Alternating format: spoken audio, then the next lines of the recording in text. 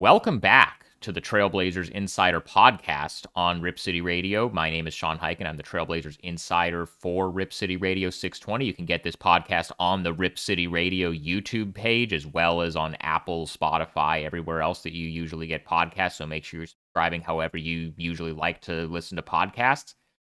We do this show once a week. We also do a Trailblazers Insider Report radio show once a week at 2 p.m. on Tuesdays with re-airs on Wednesdays at 6 p.m. So just off the top real quick, this is the second episode.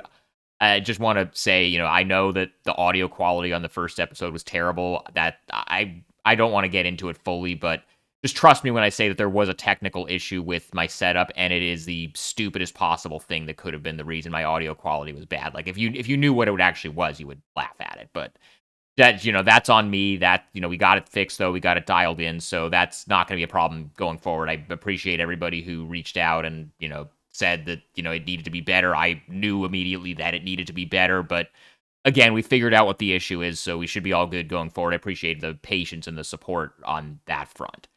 Now, as far as the actual Blazers side of the podcast, there is basketball to talk about now. The Blazers played their first actual preseason game last night against the Golden State Warriors in San Francisco. I was in San Francisco for the game. I just got back from the airport a couple of hours ago, so I'm back here recording this now. I would say that overall it was a pretty encouraging performance for the Blazers. They ended up losing. They got outscored 51-26 in the fourth quarter and blew a 19-point lead. So that part isn't great, but I would probably say that's just that. I don't think anybody's really losing too much sleep over that because neither team was really playing their main guys in the fourth quarter of that game. So as far as the minutes where both teams actually were playing their main rotation players, the Blazers pretty significantly outplayed the Warriors pretty much on all fronts. And everything that you kind of wanted to see from this team, all the stuff they'd been talking about in the preseason, about the defensive identity that they established in the second half of last season, and then also some of the new offensive stuff that they wanted to put in, you could start to see a lot of that stuff. And I think, you should feel pretty encouraged by a lot of, especially the first half when both teams were really playing their full rotations. On the subject of the starters and the rotations, because there was a little bit of news made with the opening night preseason starting lineup, if you want to read into such things, which Chauncey Billups said that you should not do. But going into their first preseason game, the starting lineup question was, who would start? Would it be Shaedon Sharpe or would it be Jeremy Grant? We've heard that Shaedon Sharpe has had an awesome preseason, or awesome training camp rather. Everybody says he's looked really good. I myself hadn't actually gotten to watch practice, so I hadn't seen it. I just kind of had to take everybody's word for it, but everybody said he's had an incredible camp. And then Jeremy Grant is the other guy that a lot of people thought, would be in contention to win that starting spot. So which one was Chauncey Billups going to go with to start the first actual preseason game? The answer, kind of surprisingly, both. I don't think anybody expected Denny Avdia to come off the bench in the first preseason game, but he did. And once again, Chauncey reiterated to us, and I believe this to be true, that there is no reading into what the starting lineups are in these preseason games. He's just playing with different rotations. I would expect that tomorrow night against the Kings, Denny Avdia will be in the starting lineup. I don't know who else will be. I don't know who maybe isn't coming, isn't starting, who's coming off the bench. But they have 4 preseason games. They just did one of them. They have 3 more. I would imagine we're going to be seeing 3 different starting lineups in the 3 preseason games that they still have coming up. Drew Holiday didn't play the second half of the game because he's an older guy and he's a veteran, and there's no point in stretching him out for a preseason game. He's not a guy that really needs the reps. Donovan Clingan, who is going to be the Blazers starting center on opening night, only played 11 minutes last night. So really the minutes and rotational stuff doesn't really matter, but so much as far as what it means for, what the starting lineup is going to look like on opening night. But I will say that once they actually do have to make a decision between Jeremy Grant and Shaedon Sharpe, which I still believe is going to be what it comes down to with Drew Holiday, Toumani Camara, Denny Avdia, Donovan Clingan, probably lock into the other spots. If Shaedon Sharpe keeps playing the way that he played last night in his first preseason game, I don't see how you can keep him out of the starting line. I mean, this was everything we've been hearing behind the scenes about how Shaedon has looked in training camp and in these practices that those of us in the media don't actually get to watch. You kind of saw all of it in the 20 minutes that he played last night in the preseason. He played 15 minutes in the first half, scored 20 points in that first half of the game. But it wasn't just like, the box score numbers were great, obviously, but he was very comfortable shooting the open three, a lot less hesitant to take those shots than he has been in the past. He was getting to his spots. He didn't even have any crazy dunks that got people excited. This was one of the best games that he's played in a long time, and that wasn't even the thing that he's known for. It was what he was doing. But, he got to the rim, got some layups, got some floaters, defended, I would say, pretty well. Like, he's not the defender that Toumani Camara or Deni Avdija is, but my guy Casey Holdall said this the best on the Briefcase podcast after the game, which you should also check out. But that last year, Chauncey Billups benched Shaedon a couple of different times for defense. If Shaedon defends in the regular season the way he was defending last night, that's not going to get him benched. So overall, the headline of the first preseason game is the Shaedon Sharpe growth and the Shaedon Sharpe leap and breakout, at least so far, appears to be for real. All the caveats of this is just a preseason game and the stuff from last week is just training camp and everybody looks good in these settings more so than in regular season games. So we'll have to see how it looks with, actual games that matter starting in a couple of weeks. But every single thing that you're hearing and now that we're seeing about Shaedon Sharpe is that this might be the year that he actually breaks out and becomes the guy that people, in the organization thought he was going to be and had a lot invested in. And we'll also see in about today's October 9th, the deadline is the 20th. So about 11 days from now, we will find out whether the Blazers and Shaedon Sharpe agree to a contract extension or not. That's the day before the start of the regular season is the deadline for guys from the 2022 draft class to sign rookie scale extensions. I came into training camp thinking, I don't think anything's going to get done. I think they're going to just kind of make Shaedon prove it this year and then go to restricted free agency. I kind of wonder now if something is actually going to get done before that October 20th deadline, because I know I don't want to, you shouldn't base, whether to give a guy potentially over $100 million on, a training camp, but everything that you people wanted to see from Shaedon behind the scenes, he has been doing so far. And I also think that, with the way that restricted free agency went this summer for guys like Quentin Grimes and Jonathan Kuminga and Cam Thomas, who didn't get nearly the kind of money that they wanted, it might make sense from his end also to lock something in if he gets an offer that's even halfway reasonable. I don't know. I don't have a real clear read on whether something is going to get done, but I think there's definitely a world where they can come to a number that makes sense for both sides. So that's definitely going to be something to watch in the next 11 days. But if Shaedon wants to convince the Blazers that they should give him a lot of money in a contract extension, what he did on Wednesday night certainly is going to help the case. It's going to help the cause. So Shaedon was definitely the Blazers' best player last night, but pretty close to him was Toumani Camara, who, he defended the way he always defends, but what he was doing offensively, he was another guy that was, he knocked down some threes. He was just very comfortable on that end, and that's kind of been the thing that was going to be the separator for Toumani. We know what kind of defender he is. He made second team all defense in his second year in the league.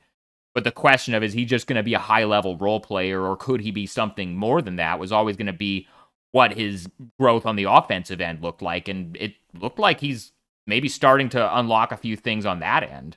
So, that was also pretty encouraging. Deni Avdija is the other guy that I think is, worth pointing out here. He unexpectedly came off the bench in last night's game. Again, I don't think that's really anything. I would expect he's probably going to start in the next preseason game tomorrow, but he came off the bench, played 20 minutes, 14 points, 8 rebounds, 3 assists. He looked like what the Deni Avdija that the Blazers saw in the second half of the season was doing. So, that's all this is all good stuff. And even to go further down the roster, I thought Chris Murray had a pretty solid game. I thought Duop Reith had a pretty good game.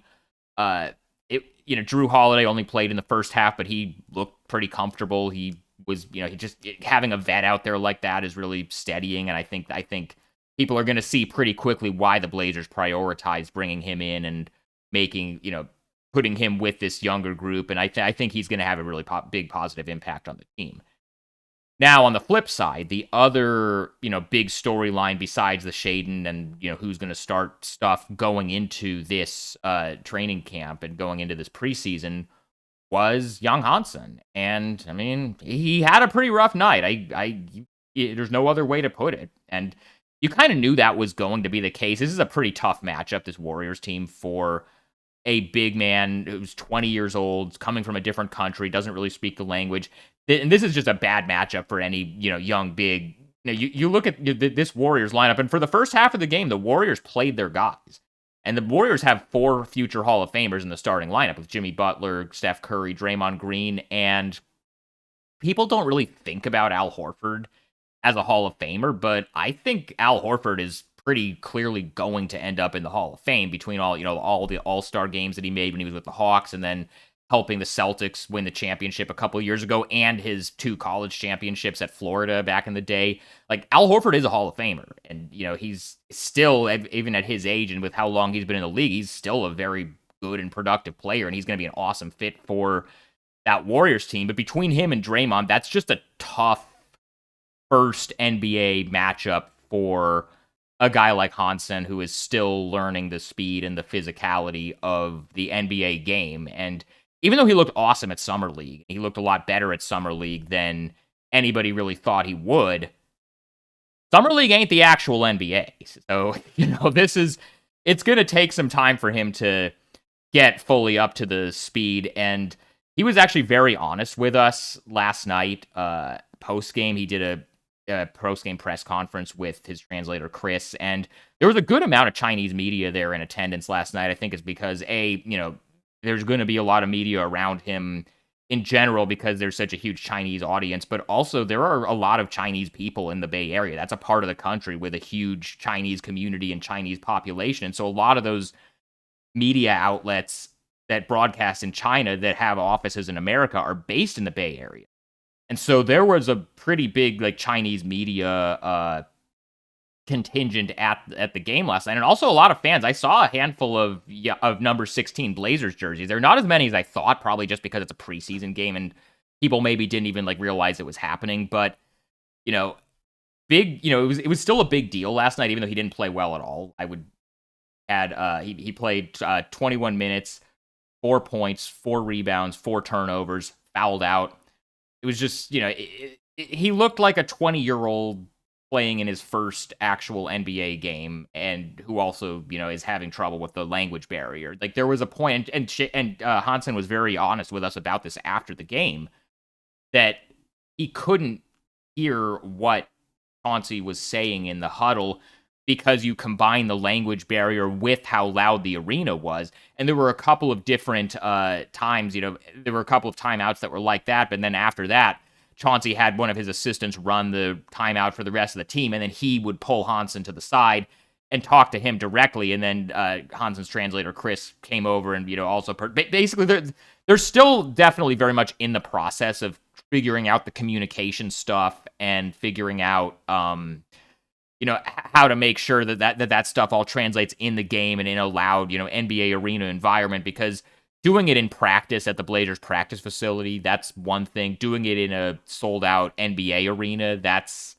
a little bit of a different thing, but that's the kind of thing that's going to get better over time as Hansen gets more comfortable speaking English and having people speak to him in English. So that's something I think long-term nobody's really worried about. And then, everything's going to go from there. But last night definitely was a rough night for him. It was definitely, I would say after how he looked at Summer League, a lot of people were expecting that he was just going to come out and look awesome in his first actual NBA minutes. And the coaches and people in the organization have been cautioning for a while, it's going to take some time. He's not going to be, an all-star overnight. They think he has a very high ceiling. That's why they took him in the first round, obviously. But between the language barrier and the culture shock of coming to a country that you've never, been to before this pre-draft process, and just the difference in speed and style of play from the Chinese Basketball Association to the NBA, it's going to be a little bit of an adjustment period. And he's going to have nights like this, but he's also probably going to have nights where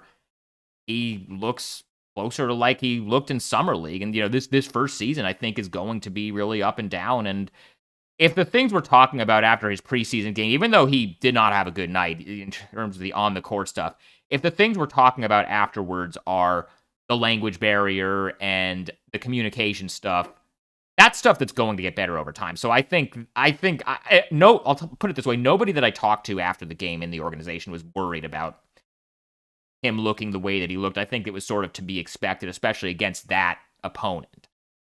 So that's kind of everything from this game. I'm going to be very interested to see what they do with the starting lineup against the Kings tomorrow. Just a programming note quickly: I will not be at that game. My best friend is getting married. I don't think I've ever missed a home game since they started letting us back in after COVID, but I got this wedding to go to. I am going to miss a preseason game for that, and I do not feel bad about that at all. And you will still be able to, obviously, on Rip City Radio, Travis Demers and Michael Holton are going to have the call, but all the other stuff around it, Chris Burkhart, Chad Doing, all of our guys at Rip City Radio are going to have you covered with that. So, I'm going to miss that game, but I'll be there on next Tuesday at the next home preseason game against the Golden State Warriors, which I am going to be very interested in how Hansen responds playing against the same team a second time, because it could be a situation where, the first time, it's honestly, it's going to be kind of like,